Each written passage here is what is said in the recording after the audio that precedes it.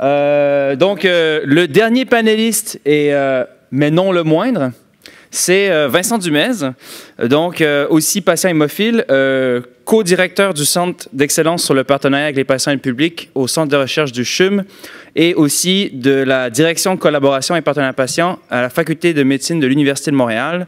Je connais assez bien Vincent parce que je travaille pour lui et c'est intéressant parce que ce panel est un peu la rencontre entre mes deux univers d'engagement patient. C'est un honneur pour moi de vous présenter Vincent Dumez. Merci. Merci Vincent.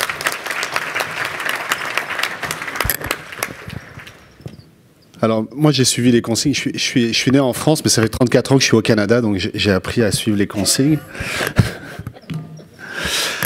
Je ne vais pas être très long. Je pense que l'essentiel a été dit sur l'éducation thérapeutique. Ce que j'aimerais plutôt avec vous, c'est de revenir un petit peu sur ce que vient d'être présenté au niveau des soins, c'est-à-dire et de repositionner ça un peu dans le domaine, dans le contexte spécifique de l'hémophilie, et puis aussi dans le contexte plus large de ce qui se passe au niveau des soins de santé actuellement au Canada, puis dans le monde en général. L'éducation des patients et des familles, ça fait partie de l'ADN des communautés hémophiles depuis très longtemps. Hein, c'est pas quelque chose de nouveau. Thomas et moi, nous avons usé les salles d'attente de l'hôpital Necker à Paris quand nous étions jeunes, il y a quelques années de ça. Et nous avons partagé des camps d'enseignement avec nos familles et les professionnels de la santé à l'époque dans les montagnes françaises pour justement apprendre à s'auto-traiter et apprendre à être davantage autonome. Donc ça fait partie. Moi à l'époque quand j'étais petit, c'est dans les années 70, pas Thomas lui était petit dans les années 80, mais moi je rigole. Mais moi c'était dans les années 70. Moi, je pensais que tout le milieu de la santé fonctionnait comme ça et je me suis rendu compte très rapidement, malheureusement plus tard, quand certains d'entre nous sommes devenus séropositifs, que ce n'était pas du tout le cas et qu'en fait l'hémophilie était un cas à part et que, encore une fois, dans l'hémophilie, dans la communauté hémophile depuis longtemps, il y avait cette question de l'éducation à la santé. D'ailleurs, on peut le voir, on voit Frank Schnabel ici s'auto-perfuser certainement dans les années 70. Et moi, je fais partie de ces hémophiles qui font du ski. Donc c'est la même chose dans les années 70. Pour un hémophile sévère, faire du ski, ça voulait dire un certain niveau de compréhension, d'apprentissage de son corps, de gestion des risques, etc. Puis on était déjà accompagné là-dedans. Donc cette idée, encore une fois, de l'éducation fait partie de notre ADN. Et on est d'une certaine façon des leaders communautaires dans le domaine depuis plusieurs décennies. Ce qu'il faut voir aussi, c'est qu'aujourd'hui, la chose, c'est que ça... Je pense que les slides sont mis l'une d'après l'autre, hein, là, en français et en anglais. Ok, c'est pas grave. Cette question de l'éducation s'inscrit aujourd'hui dans un univers informationnel qui est très différent de ce qu'on avait dans les années 70. Aujourd'hui, on est en général, pour l'ensemble des patients et pour l'ensemble de la population, dans un moment où les outils informationnels sont en train d'exploser. Donc on l'a vu avec CBDR tout à l'heure, mais CBDR est un élément parmi tant d'autres. Le patient aujourd'hui a accès à des outils d'autodiagnostic, a accès à des outils connectés, a accès à des informations sur le web, a accès à des réseaux sociaux, et on sait que les hémophiles sont très actifs sur les réseaux sociaux, des cercles d'amis, de la famille, leur équipe de soins qui les supporte. Donc les patients en général, les patients hémophiles, mais tous les patients en général, ont accès à énormément d'informations et donc sont dans cette perspective de revendiquer leur savoir et d'une certaine façon d'augmenter leur niveau de savoir. Donc aujourd'hui, par exemple, la raison pour laquelle on réfléchit justement à comment, dans des facultés de médecine, comment apprendre à nos étudiants d'une certaine façon à mieux appréhender le fait qu'il y ait des patients justement qui posent plus de questions, qui revendiquent plus leur savoir, etc. C'est parce qu'il y a un mouvement aujourd'hui aussi qui fait en sorte que beaucoup d'outils sont à disposition. Et le réseau informationnel et les compétences du patient peuvent être développées de façon très importante. Alors le patient aujourd'hui, il y a beaucoup d'informations. Je vais le mettre en anglais, ça va être plus simple, je pense pour la plupart d'entre vous. Il a beaucoup d'informations. Il est un peu surchargé au niveau d'informations. C'est pas forcément tout le temps évident pour lui de faire des choix. Il challenge beaucoup ses professionnels de la santé en leur posant beaucoup de questions. Il n'est pas forcément tout le temps au courant des outils, etc., qui sont à sa disposition. Et puis, il n'est pas forcément trop impliqué dans l'évolution du système de santé. Mais le patient de demain, lui, ça va être complètement différent. Puis, on est déjà dans cette ère-là. Il va être reconnu comme un acteur de soins. Il va posséder ses propres informations médicales. Donc, on a vu l'exemple de CBDR où finalement, on peut aussi nous-mêmes collecter nos propres informations. Mais par exemple, au Québec, depuis le 1er juillet cette année, toute la population a accès à ses dossiers cliniques sur leur iPhone. Donc, on rentre aussi dans cette période de temps où les gens vont reprendre possession de leurs données cliniques, ce qui est quand même un élément assez majeur. Ils vont être connectés, ils vont avoir accès donc à des outils d'autodiagnostic qui sont puissants. On vient d'en tester un, nous, au centre d'excellence, pendant quelques mois. Vous rentrez des symptômes et ça vous donne des diagnostics justes à environ 87%. C'est des outils qui sont nourris par l'intelligence artificielle avec beaucoup de données, donc qui ont une capacité d'aide à la décision qui est énorme. Et donc, on va avoir des patients qui vont être capables de prendre des décisions de plus en plus informées. Donc ça, c'est un impact majeur pour nos systèmes de santé en général. Et puis, il faut surtout pas sous-estimer, par tout ce qu'on vient de dire, l'impact sur la culture de la santé. La culture de la santé, la culture dominante de la santé, c'est plutôt un patient qu'on éduque et donc une relation qui est relativement unilatérale. Et là, on rentre dans un espace, dans une relation, dans un équilibre des soins qui est tout à fait différent. Donc, il faut pas sous-estimer le changement culturel que ça provoque. Donc, quand on parle d'éducation à la santé, d'éducation thérapeutique, on n'est plus dans un mode de paternalisme. On n'est pas non plus dans un mode d'approche centrée, comme certains pourraient le dire, mais on est vraiment dans une approche de partenariat, c'est-à-dire qu'on est dans une approche, et ça a été répété à plusieurs reprises, notamment par Thomas, on est dans une approche où on considère, on reconnaît que le patient a des savoirs, ce qui est quand même quelque chose d'assez exceptionnel, et c'est pas quelque chose qui est couramment admis dans les milieux de soins. On voit davantage le patient comme une personne plutôt passive qui reçoit des soins, qui est pris en charge. On n'est pas forcément dans une compréhension du patient qui revendique des savoirs, qui a des savoirs, ou dont on reconnaît finalement qu'il construit des savoirs à travers la vie avec la maladie, et qu'éventuellement on va l'aider dès son plus jeune âge à construire ces savoirs. Parce que ces savoirs-là, bien entendu, vont modifier la relation de soins. Ils vont obliger la relation de soins à être davantage en mode partenarial, c'est-à-dire dans une discussion autour des choix de traitement, des fois dans de la négociation de choix de traitement, des fois dans des choix de non-traitement, en tout cas, ou qui peuvent aller à l'inverse de ce que la raison médicale pourrait conseiller. Bref, ça met énormément de pression sur la collaboration entre les patients et les professionnels de la santé, donc c'est un changement de culture. Et ça, il faut surtout pas le sous-estimer. Je pense que l'exemple il est assez clair dans la population hémophile, dans la communauté hémophile. Ça fait 50 ans qu'on parle d'éducation à la santé chez les hémophiles. Et on a encore un atelier aujourd'hui pour expliquer comment ça fonctionne et jusqu'où on peut aller. Ça fait 50 ans qu'on fait ça. Donc il y a un vrai défi culturel qu'il faut pas sous-estimer. On a la chance d'avoir à la fois des patients qui sont ouverts et qui ont cette volonté de comprendre. On a la chance d'avoir des hématologues, on a la chance d'avoir des équipes de soins qui sont extrêmement concentrées là-dessus. Mais ça reste au quotidien un défi de soins relativement important et ça met énormément de pression sur ce qu'on pourrait appeler le partenariat de soins. Et pourquoi, encore une fois, le cœur de cette pression, elle est mise sur le fait que ça demande que d'un côté, on reconnaisse que nos professionnels de la santé sont des experts de la maladie, c'est incontestable, on a des experts de haut niveau, et on a la chance, en plus, dans l'hémophilie, d'avoir quand même des approches, des équipes interprofessionnelles, interdisciplinaires, donc avec une richesse absolument incroyable. Mais d'un autre côté, ça demande aussi à reconnaître que le patient lui-même a une expertise, l'expertise de la vie avec la maladie, et que cette expertise peut être développée, peut être renforcée et consolidée, et que donc, pour réussir le soin, il faut que ces deux expertises-là travaillent ensemble. Et c'est pour ça que des dispositifs d'éducation thérapeutique aujourd'hui, qui sont co-construits aussi avec des patients, et qui sont livrés avec des patients, sont extrêmement puissants parce que ça reconnaît que le partenariat, c'est pas seulement d'enseigner à des patients, mais c'est aussi d'être capable de travailler ensemble, de construire ensemble des programmes d'éducation à la santé. C'est compliqué parce que ça demande une synchronisation. Nos professionnels de la santé nous voient, en fait, sont habitués à avoir beaucoup de patients dans la même journée. Nous, les patients en tant que tels, merci. Les patients, on a chacun notre propre contexte, chacun nos propres enjeux. On est très différents les uns des autres aussi sur qu'est-ce qu'on a envie de faire, comment on a envie de faire. Donc, quand on parle d'éducation, c'est aussi une capacité de se synchroniser, de donner la bonne éducation au patient au moment où il en a besoin et pour ce qu'il a besoin de faire.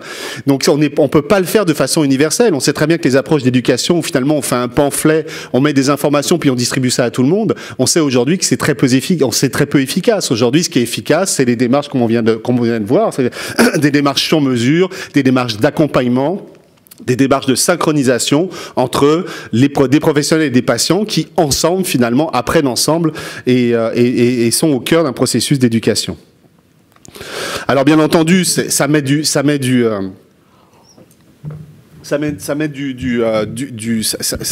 question du partenariat va jouer à beaucoup d'endroits, en plus dans le processus de soins, dès les annonces de diagnostic avec les parents, bien entendu. C'est à ce moment-là que débute le processus éducatif. Le processus éducatif va être important quand il va s'agir d'intégrer les contextes de vie des patients dans le raisonnement clinique. Quand on parlait des activités sportives, si on reste juste au niveau du raisonnement clinique, il n'y a aucun hémophile qui va faire un sport dangereux.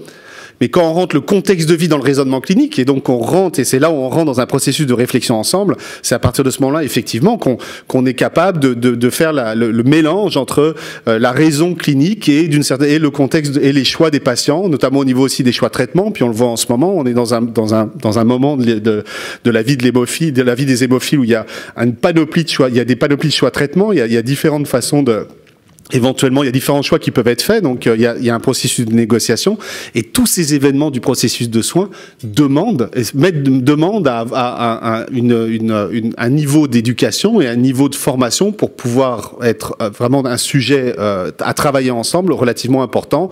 Ça demande de la communication, ça demande de la collaboration, ça demande d'avoir de la bonne information, ça demande des processus d'éducation thérapeutique systématique et une capacité de développer des compétences. Donc aujourd'hui, les cliniques d'hémophilie, les façon dont on doit vivre en communauté, c'est un univers d'apprentissage pour les patients, pour les professionnels de la santé, un univers d'apprentissage qui doit être construit ensemble. Alors, on a tout ce qu'il faut. On a une grande histoire autour de ça. On est une communauté qui faisons ça depuis longtemps, avec des hauts et des bas. On a des équipes de soins qui sont extrêmement ouvertes à ce genre d'approche, apparemment. On a des patients qui désirent apprendre, puis on a des patients qui ont envie de vivre leur vie normalement malgré la maladie. Alors aujourd'hui, il y a plus vraiment, on a des outils puissants, des outils de plus en plus efficaces pour accompagner ce processus éducatif. On est en train d'enseigner dans les facultés de médecine et ailleurs l'importance justement pour les étudiants en médecine, les étudiants en sciences de la santé, d'accepter effectivement les savoirs des patients et de savoir comment les mobiliser dans le processus de soins. Donc aujourd'hui, on n'a plus aucune raison de pas faire se retrouver, on n'a plus aucune raison de ne pas déployer ces dispositifs-là à grande échelle et de s'assurer que chaque communauté hémophile au Canada et partout ailleurs ait cette capacité de vivre un processus d'apprentissage le mieux possible. Alors merci encore pour les exemples qui ont été donnés à la fois au Canada et en France. On voit à quel point notre communauté avance avec ça. Puis merci pour votre écoute et je pense qu'on va ouvrir aux questions. Merci beaucoup.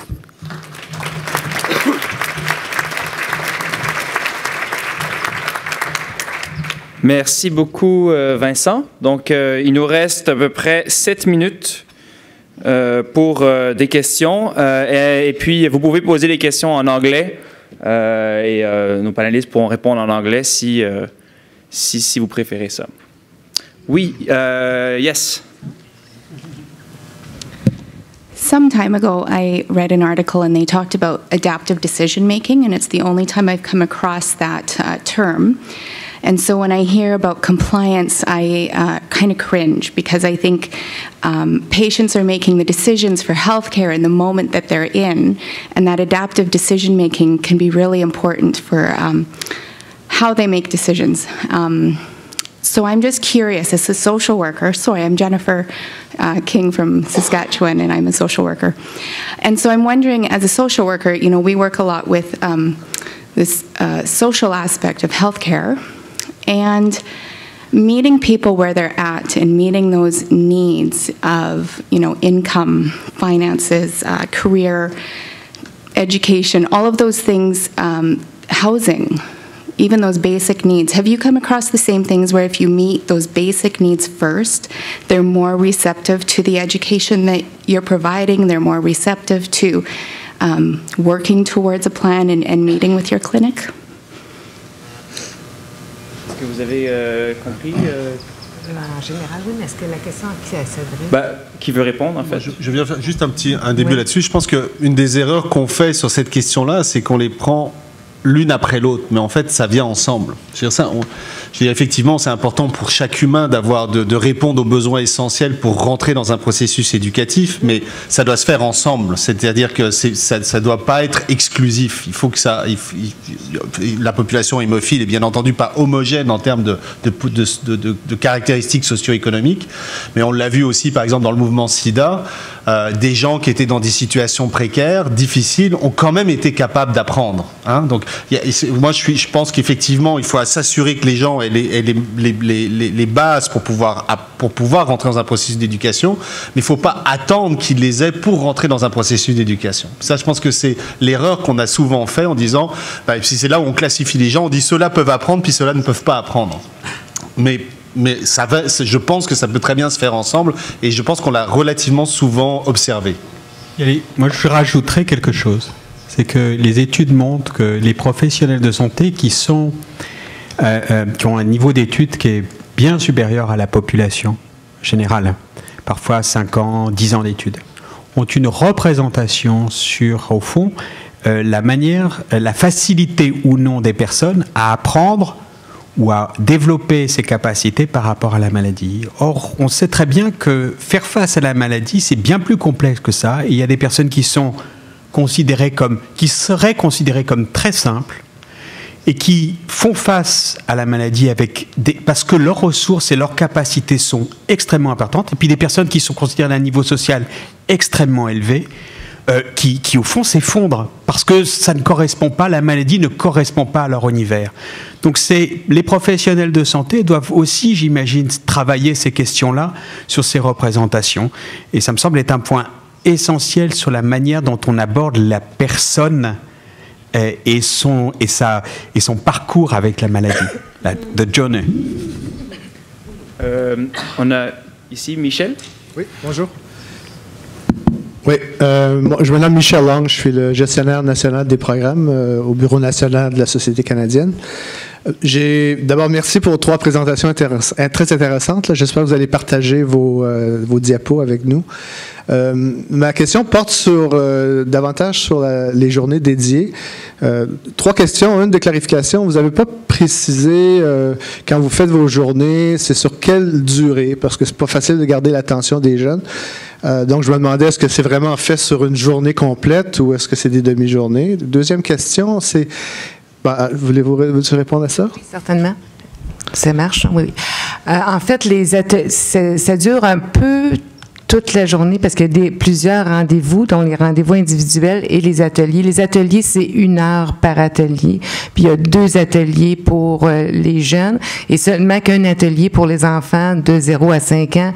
Et on avance les rendez-vous avec le médecin. Donc, au lieu de commencer à 1h30, il commence à 12h30, de façon à ce qu'il puisse partir vers 2h30, 3h, le dernier part, là. Mais le dernier qui part à 3h est arrivé à 10h, 10h30. Alors, il y a 4 heures à passer à la clinique. Donc, on tient vraiment compte de l'heure. Puis, effectivement, c'est toujours un défi, le temps passé. On essaye de tout réunir les rendez-vous dans une même journée pour éviter les absences au travail et à l'école. OK. Ma deuxième question, c'est dans la vidéo que vous avez présentée, on voit que les jeunes se connaissaient. Oui.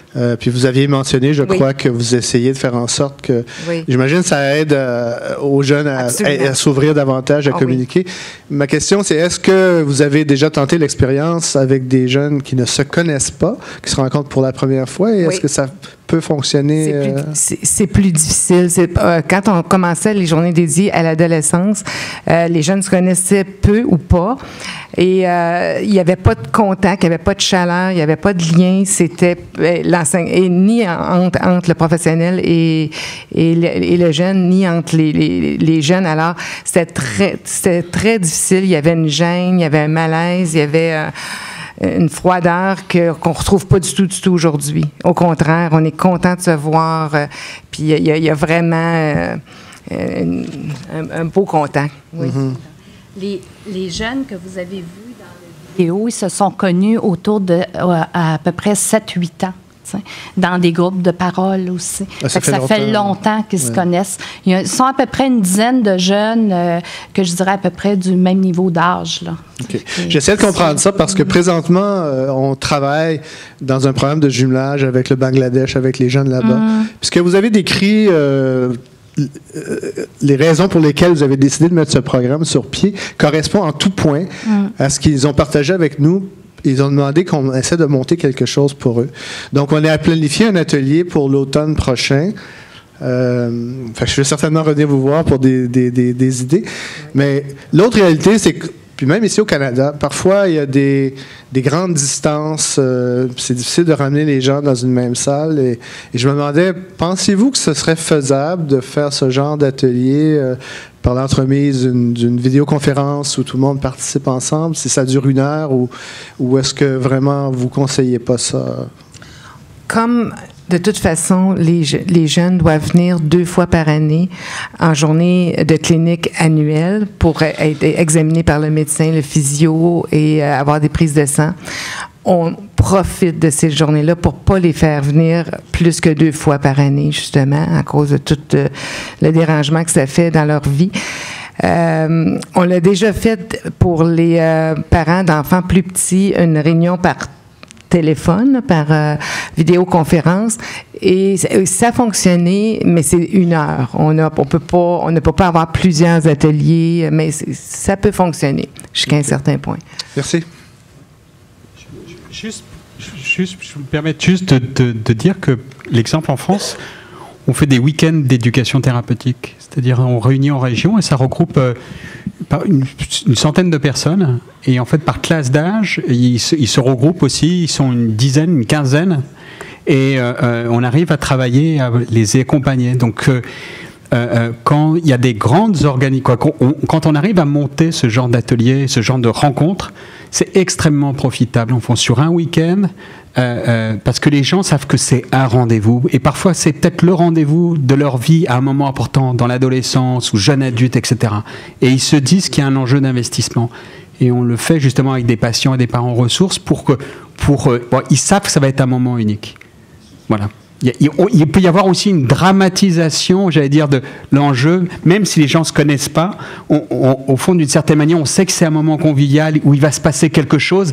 Les gens savent qu'ils vont pouvoir apporter quelque chose et ils vont recevoir en même temps. Donc, je veux dire, tout n'est pas perdu en termes de volonté d'unir les personnes autour de l'action éducative, autour d'un atelier éducatif. OK, donc ajouter, il y a quelque chose de très intime qui se passe dans les groupes de parole aussi, entre les jeunes. Les jeunes, en apprenant à se connaître, ils s'ouvrent, puis ils vont dévoiler des choses qu'ils ne diront pas ailleurs. T'sais. Puis, les parents ne sont pas présents, OK? Puis d'ailleurs, je peux juste donner un exemple. À un moment donné, un jeune a dit, là, ce que je vais vous dire là maintenant, là, on se comprend, hein? Mes parents ne sont pas au courant.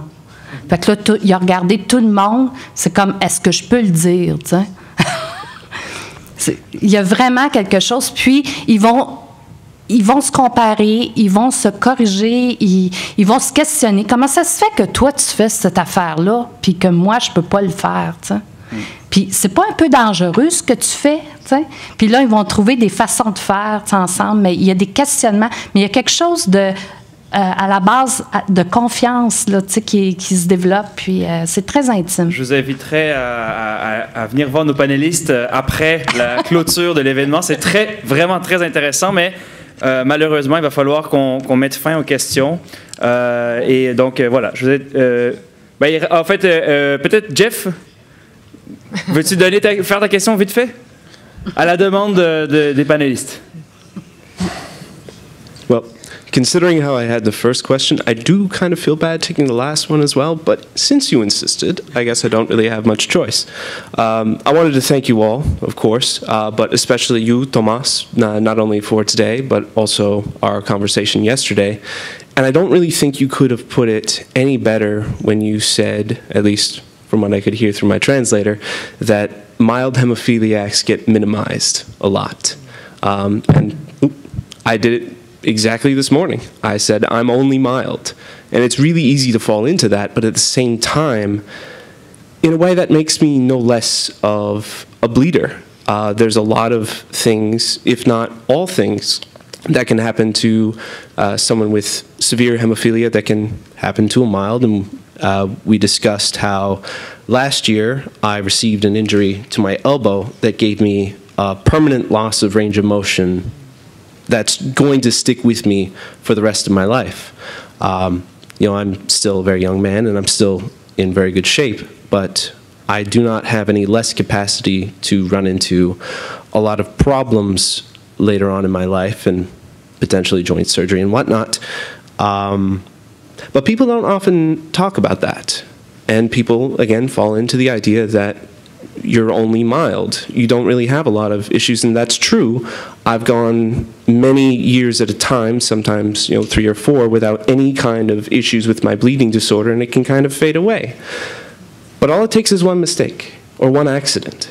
And it doesn't matter how careful you are in your life, accidents will happen, and then hemophilia acts like this dark shadow that just drags you back into it. And it can be very different to talk to a mild hemophiliac, whether you're just a regular person or a healthcare professional, or even someone else with a more severe bleeding disorder, where you kind of just don't get it, and you kind of don't get as well understood. So, of course, this is the end of the symposium. There's no other topics scheduled except some closing remarks. But I feel like this is something that should be highlighted and definitely thought of in all your minds, potentially for other meetings. Une micro-réponse, et après ça, il va falloir qu'on libère le... C'est mon côté français, je vais abuser. Ouais. Merci infiniment de souligner ça. En fait, je sais pas, il n'y avait pas de question, mais moi ce que je voudrais dire, c'est que parfois les professionnels de santé se disent que des choses sont graves ou pas graves. Mais pour quelqu'un qui a une maladie, qui vient au fond perturber sa vie, c'est toujours grave. Même si vous le comparez à des choses qui sont bien plus graves. Mais pour lui, dans son expérience de la vie, c'est bien la chose la plus grave à laquelle il doit faire face. Donc là, cette notion-là, il n'y a pas de choses graves ou pas graves. D'accord ? Et c'est là où la parole des personnes qui sont atteintes d'une maladie doit être entendue. Parce que les personnes qui sont hémophiles mineures, quand elles arrivent aux urgences, si on dit « je suis hémophile mineur », mild hémophiliaque, eh ben il dit « oh bah, si vous êtes léger, si mineur, ça veut dire que c'est pas grave. Oui, mais j'ai un saignement. Oui, mais ça peut attendre. » Or, ça entraîne une erreur médicale majeure. Donc, et c'est là où... Et accompagner ces personnes est essentiel pour qu'elles puissent se défendre au moment où leur vie est en jeu. Donc un grand merci d'avoir souligné ça. Merci. Parfait. Donc on a commencé la journée 5-10 minutes en retard, donc on l'a fini 5-10 minutes en retard. Nous sommes cohérents à la SCH. Merci à tous nos panélistes. Une main d'applaudissement. Bonne soirée.